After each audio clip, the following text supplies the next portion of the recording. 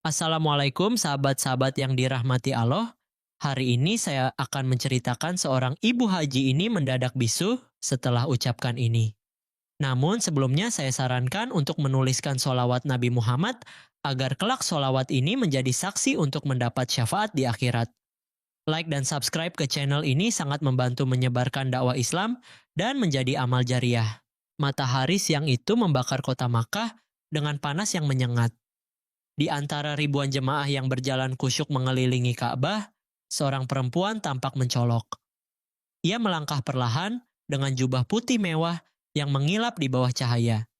Kacamatanya bermerek mahal, tas kecil di lengannya bertuliskan merek luar negeri yang hanya segelintir orang bisa beli. Semua gerak-geriknya menyiratkan satu hal, bahwa ia berbeda, namanya Bu Hajah Marni. Sudah dikenal di lingkungannya sebagai istri seorang pengusaha besar.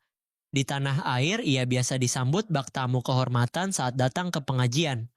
Namun kali ini, langkahnya memasuki pelataran Masjidil Haram bukan untuk mencari kedamaian. Ia membawa sesuatu yang lain, rasa bangga yang terlalu besar. Sambil berjalan di antara para jemaah, Bu Marni kerap melirik kanan kiri, memperhatikan para wanita dengan pakaian sederhana, wajah lelah, dan sandal biasa.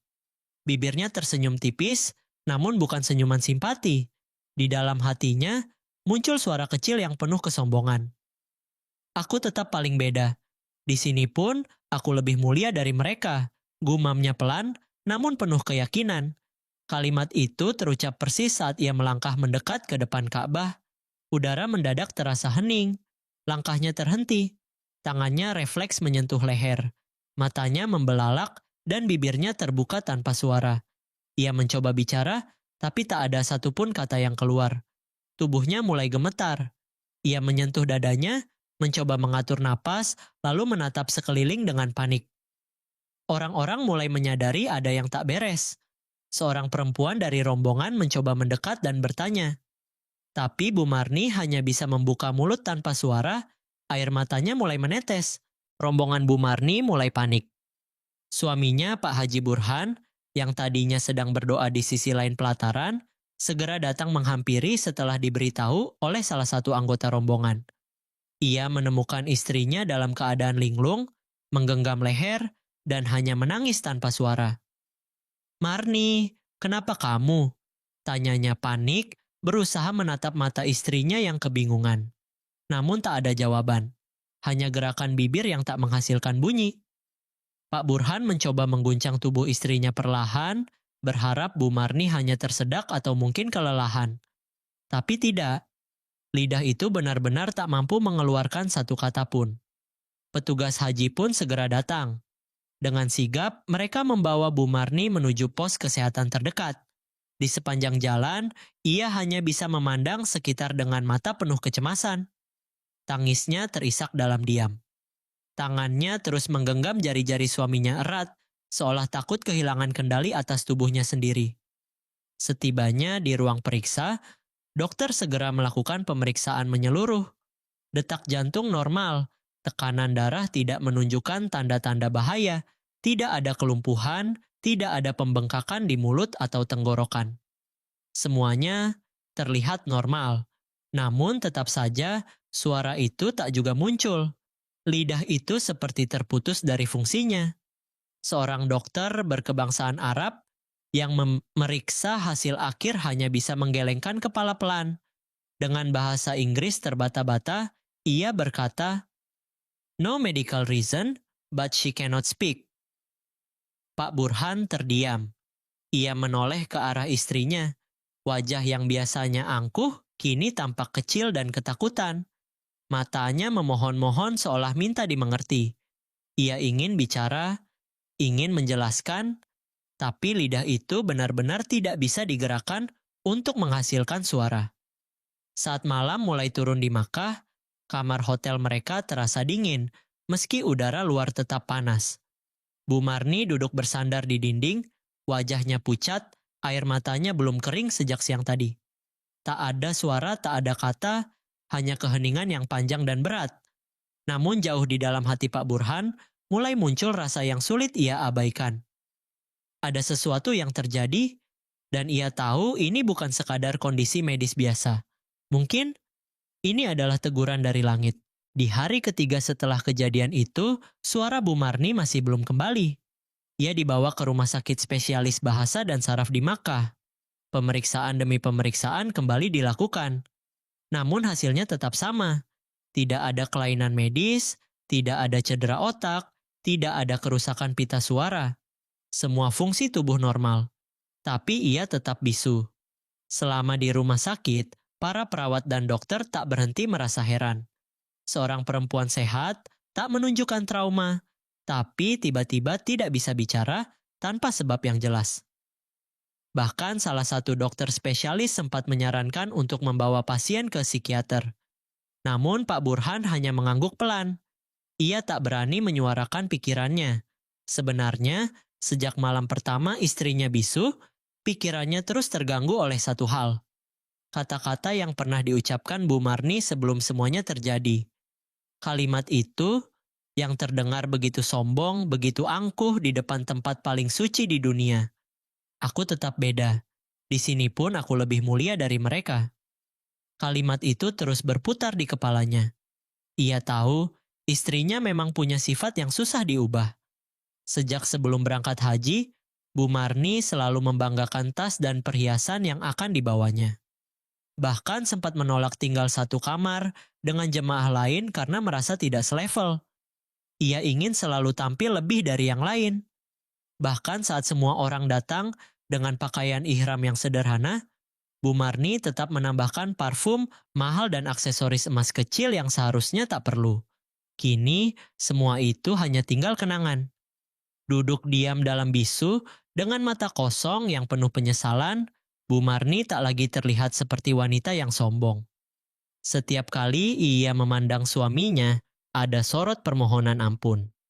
Tapi yang membuat suasana makin mencekam adalah mimpi-mimpi aneh yang mulai muncul. 3 malam berturut-turut, Pak Burhan bermimpi istrinya berdiri sendirian di pelataran Ka'bah. Tak ada satupun orang lain, hanya dirinya dan Ka'bah, dan dari langit terdengar suara berat yang menggema tanpa bentuk, mengucapkan satu kalimat. Kami cabut kata-katanya, karena ia tak tahu batas dirinya. Pak Burhan terbangun dengan keringat dingin setiap kali mimpi itu datang. Ia tak berani menceritakannya pada siapapun, bahkan pada istrinya sendiri. Tapi di dalam hatinya, ia mulai merasa bahwa mereka sedang mengalami sesuatu yang tak semua orang akan alami. Hari-hari berlalu dengan perlahan. Bu Marni dan suaminya masih berada di Makkah. Rangkaian ibadah haji tetap dilanjutkan, meski tidak lagi dengan semangat seperti sebelumnya. Bu Marni lebih banyak diam, berjalan dengan kepala tertunduk, dan sesekali berhenti hanya untuk menahan air mata yang tak mampu ia ucapkan dengan alasan. Di malam keempat, mereka kembali ke pelataran Masjidil Haram. Pak Burhan membimbing istrinya dengan lembut menuju tempat yang agak sepi di sisi luar Ka'bah. Di sana mereka duduk berdua. Tak ada suara, hanya denting langkah jemaah dan lantunan doa dari penjuru yang menggema tenang. Pak Burhan menggenggam tangan istrinya. Kalau kau bisa bicara, aku tahu kau pasti akan minta ampun. Tapi mungkin Allah tidak ingin mendengar suara dari mulutmu, melainkan dari hatimu. Bu Marni menatapnya lama. Air matanya jatuh. Ia menggigit bibirnya keras-keras, seperti mencoba mengeluarkan suara dari keterdiaman yang begitu dalam. Namun tetap tak ada hasil. Pak Burhan tahu istrinya sedang menjerit dalam diamnya. Sejak hari itu ia mengganti cara mereka berdoa. Ia duduk di sebelah Bu Marni setiap malam, membacakan doa-doa taubat dengan suara lirih. Kadang-kadang ia menulis permohonan maaf di atas kertas dan membiarkan istrinya memegangnya erat di depan Ka'bah. Namun keanehan lain mulai muncul. Setiap kali mereka duduk di tempat yang sama, selalu saja ada angin dingin yang lewat seolah menyapu tubuh mereka. Tidak terlalu kuat, tapi cukup membuat bulu kuduk meremang. Padahal udara Makkah malam itu tetap panas. Beberapa kali juga terdengar suara azan yang menggema 2 kali, padahal jam dan pengeras masjid tidak menunjukkan ada pengulangan. Dan puncaknya, di malam ke-7, Bu Marni terbangun dengan tubuh basah oleh keringat. Ia memegang kepala suaminya erat-erat, memeluknya sambil menangis, Tangannya gemetar. Pak Burhan terkejut, ia membuka matanya dan melihat wajah istrinya yang pucat. Tapi ada sesuatu yang berbeda. Matanya begitu lebar, seperti baru saja menyaksikan sesuatu yang tak bisa dijelaskan. Lalu, dengan gerakan lambat dan suara yang sangat pelan, bibir Bu Marni terbuka. Namun yang keluar bukan kata, hanya satu hembusan napas berat, seperti seseorang yang sedang menahan jeritan. Dan setelah itu, ia kembali bisu. Setelah kejadian itu, suasana kamar hotel mereka berubah menjadi mencekam. Tidak ada suara televisi, tidak ada percakapan, hanya keheningan yang menggantung seperti kabut pekat. Bu Marni duduk di pojok ruangan, memeluk lututnya sambil sesekali menatap ke arah jendela. Matanya kosong, namun penuh beban. Pak Burhan belum bisa tidur. Setiap malam ia terjaga, menatap langit-langit sambil memikirkan satu hal yang tak mau hilang dari benaknya. Apakah semua ini memang datang dari Allah sebagai peringatan? Atau ada sesuatu yang lebih besar sedang terjadi? Menjelang pukul 3 dini hari, Pak Burhan memutuskan untuk berwudu dan turun ke Masjidil Haram. Ia membiarkan istrinya tidur, atau setidaknya berusaha tidur, di atas sajadahnya yang sudah basah oleh air mata. Ia berjalan menyusuri koridor hotel dengan kepala tertunduk dan hati berat.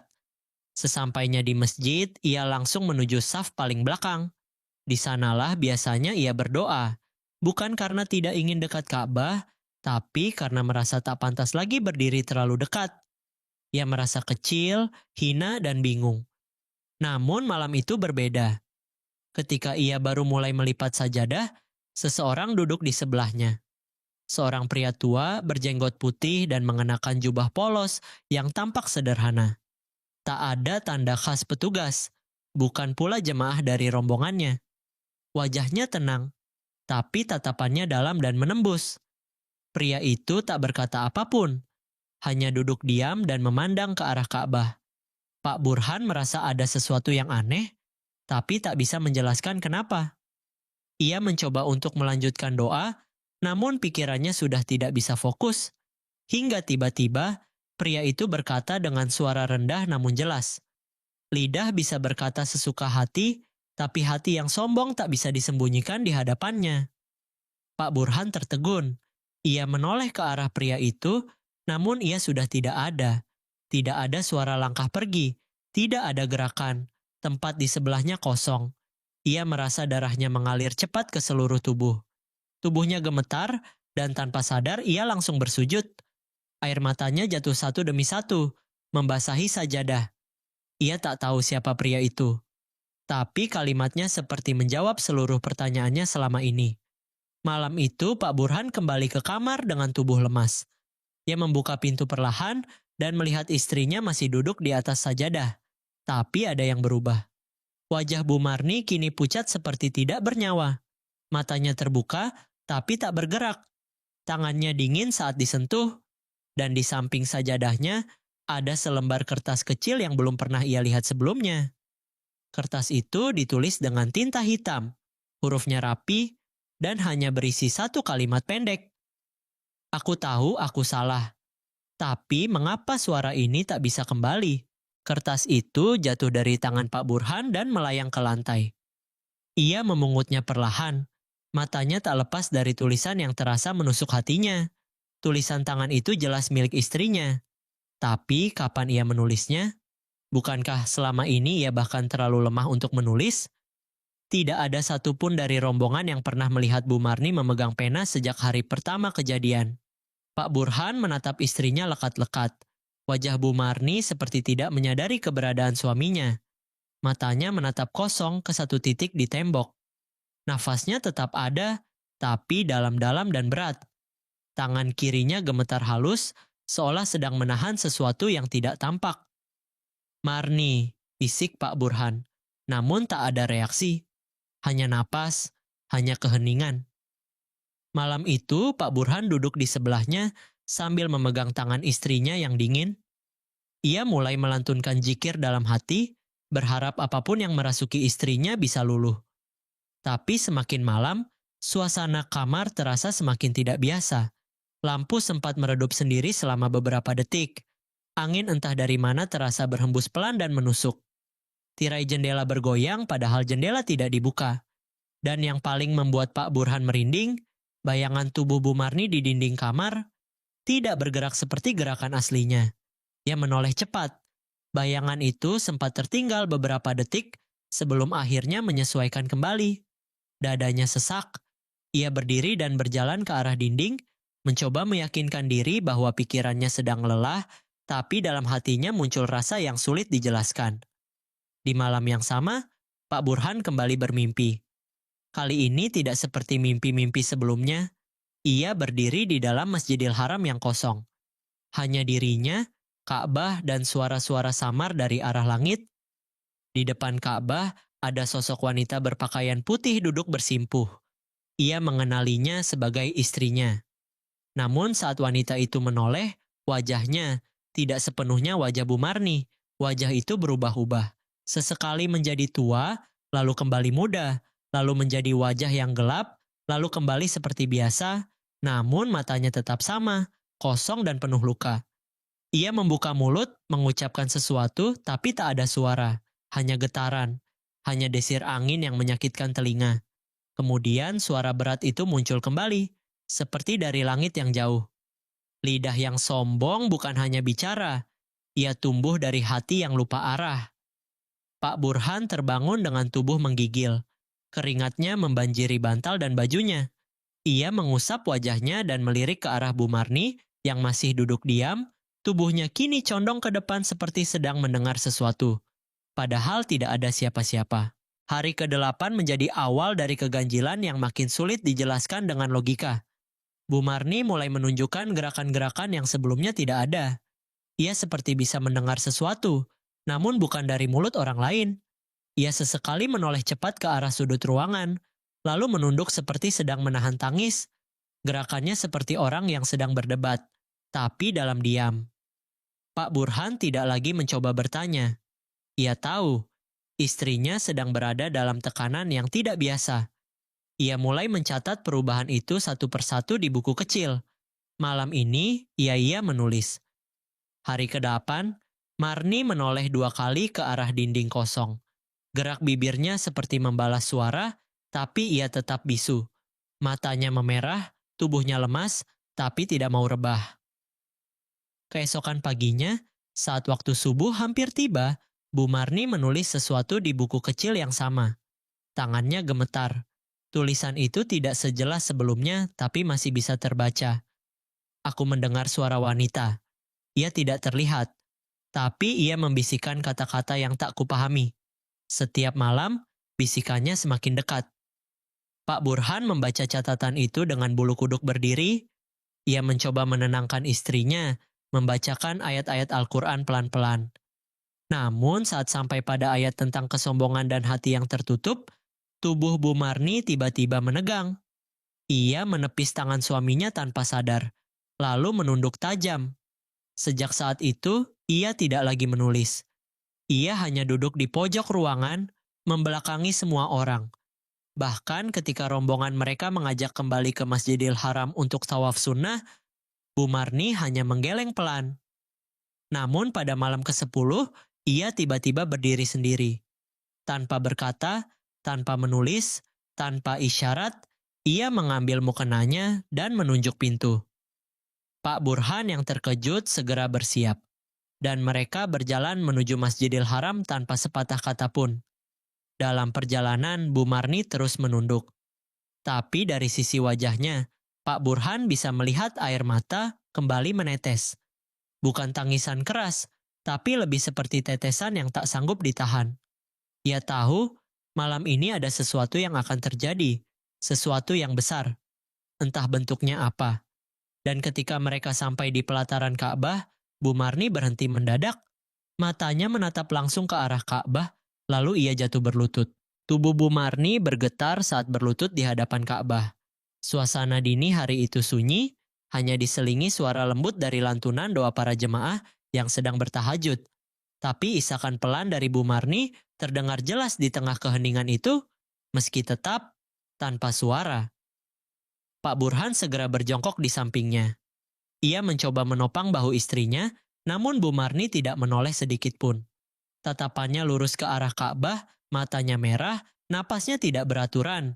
Tangan kanannya mengepal, seperti sedang menahan sesuatu yang sangat berat dalam dada. Lalu tiba-tiba, Bu Marni mengangkat kedua tangannya tinggi-tinggi. Ia mengangkatnya seperti orang yang berseru, tapi mulutnya tetap tak mampu bicara. Beberapa jemaah di sekitar mereka mulai memperhatikan. Tak sedikit yang melangkah pelan menjauh karena merasakan suasana ganjil di sekitar wanita itu. Dari matanya mengalir air mata deras tanpa henti. Tapi bukan hanya tangis biasa. Wajahnya terlihat seperti sedang memohon dengan putus asa. Namun tidak ada kata-kata, tidak ada suara. Hanya gerakan tubuh yang gemetar dan mulut yang terbuka tanpa bunyi. Pak Burhan merasa dadanya makin sesak. Ia ikut mengangkat tangan, berdoa dalam hati, doa yang tidak pernah ia ucapkan sebelumnya. Doa yang berasal dari ketakutan, dari rasa kecil, dari kehancuran batin yang selama ini tersembunyi. Ia tidak memohon kesembuhan, ia hanya memohon petunjuk. Dan saat itulah sesuatu terjadi. Angin dingin menyapu pelataran Ka'bah, tidak seperti hembusan biasa. Angin itu terasa menusuk hingga ke sumsum tulang. Jemaah di sekitar mereka mulai berbisik. Beberapa yang sedang sujud tampak mendadak menghentikan gerakan. Seorang anak kecil yang sedang digendong tiba-tiba menangis keras, meski sebelumnya tertidur nyenyak. Pak Burhan menoleh ke arah atas. Langit Makkah masih gelap, tapi tidak seperti biasanya. Awan tipis mengambang dengan bentuk melingkar, seolah membungkus langit tepat di atas Ka'bah. Dan di tengah angin yang terus berhembus, terdengar suara, namun bukan dari manusia. Suara itu pelan, dalam, berat, dan langsung masuk ke dalam dada. Kesombongan itu tidak hilang hanya dengan diam, tapi dengan kehancuran dari dalam. Pak Burhan terdiam. Ia menunduk, gemetar. Ia tidak tahu siapa yang mendengar suara itu selain dirinya. Tapi ia yakin kalimat itu nyata, tidak berasal dari pikirannya sendiri. Saat ia menoleh kembali ke arah Bu Marni, ia terkejut. Wajah istrinya tampak kosong. Mata itu tidak berkedip. Tapi dari mulutnya, perlahan muncul sesuatu. Bukan suara, bukan kata. Tapi seperti bisikan udara yang keluar dari sela napas, membentuk bunyi yang nyaris tak terdengar.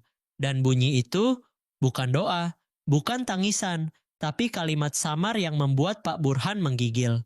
Aku melihat mereka, suara itu sangat pelan. Nyaris tidak terdengar oleh telinga biasa, namun cukup untuk membuat jantung Pak Burhan berdetak tak beraturan.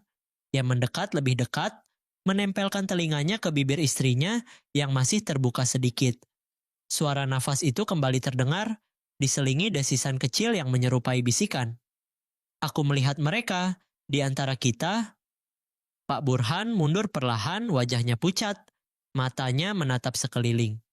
Ia melihat para jemaah sedang khusyuk, sebagian berjalan mengitari Ka'bah, sebagian lainnya bersujud dengan tenang.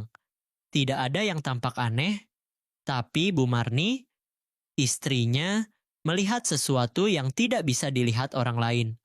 Tubuh Bu Marni kemudian bergoyang perlahan, seperti sedang mengikuti irama yang tidak terdengar. Matanya membelalak, namun pupilnya tidak fokus. Tangannya menggenggam erat jubahnya sendiri, dan dari sela napasnya, terdengar kalimat yang membuat bulu kuduk Pak Burhan berdiri. Mereka tak punya wajah, tapi mereka tertawa padaku. Pak Burhan menarik istrinya pelan. Ia ingin membawanya pergi dari pelataran Ka'bah. Tapi tubuh Bu Marni kaku, seperti menolak untuk berdiri. Ia tetap berlutut, tetap menatap Ka'bah, tetap menangis dalam bisu. Saat itu, seorang wanita tua mengenakan kerudung coklat muda melangkah pelan mendekat. Tak ada suara dari langkahnya. Ia berdiri tepat di belakang Bu Marni, lalu memandang Pak Burhan dengan tatapan tajam, penuh makna. Perempuan itu tidak mengatakan sepatah kata pun, hanya mengangguk sekali, lalu berbalik arah dan menghilang di antara kerumunan. Pak Burhan terpaku. Ia merasa pernah melihat wajah wanita itu, tapi tidak bisa mengingat di mana. Hatinya makin gelisah. Ia mencoba menarik lagi lengan istrinya, kali ini dengan lebih keras. Akhirnya, Bu Marni perlahan berdiri, Namun matanya tidak lagi memandang Ka'bah.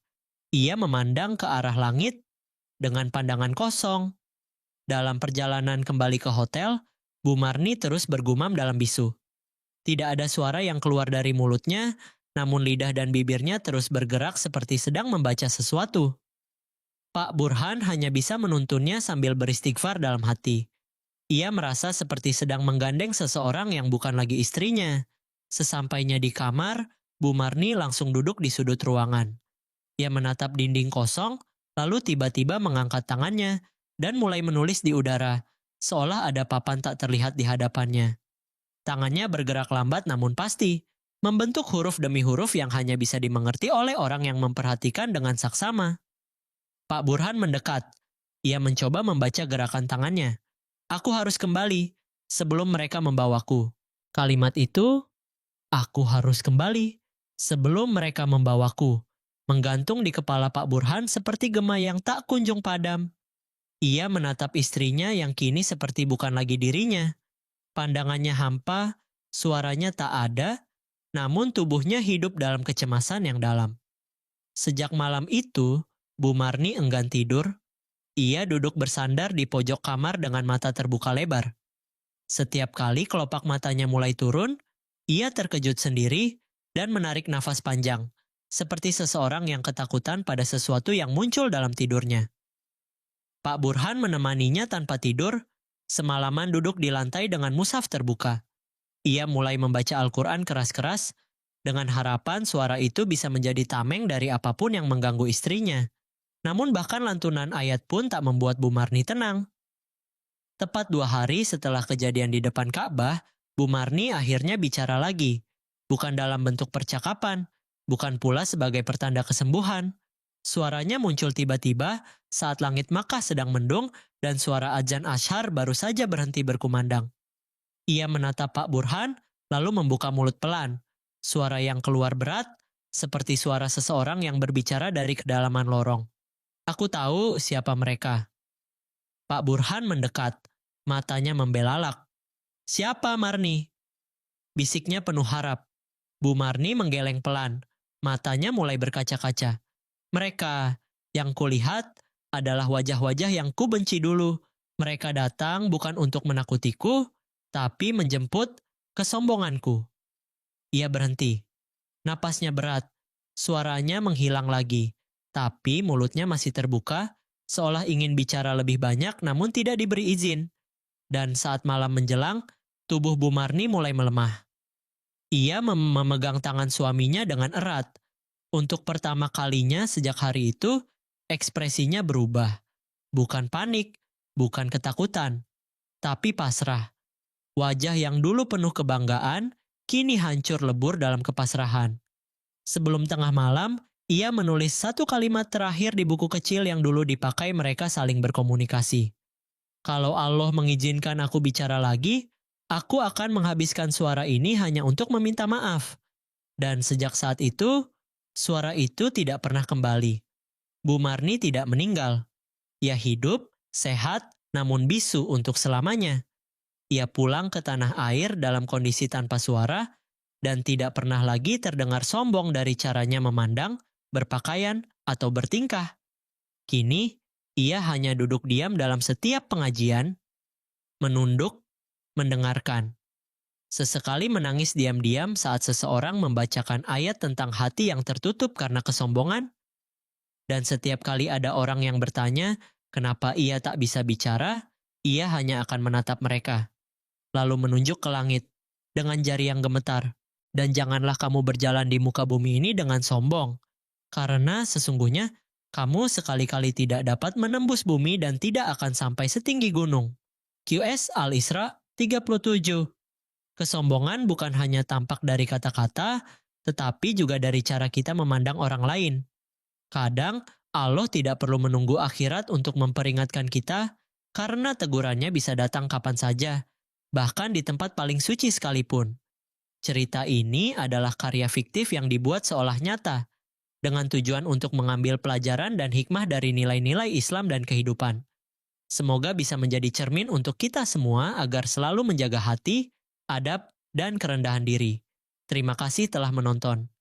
Jika kamu merasa tersentuh atau mendapatkan pelajaran dari cerita ini, silakan like, komentar, dan subscribe agar kamu tidak ketinggalan kisah-kisah penuh makna lainnya.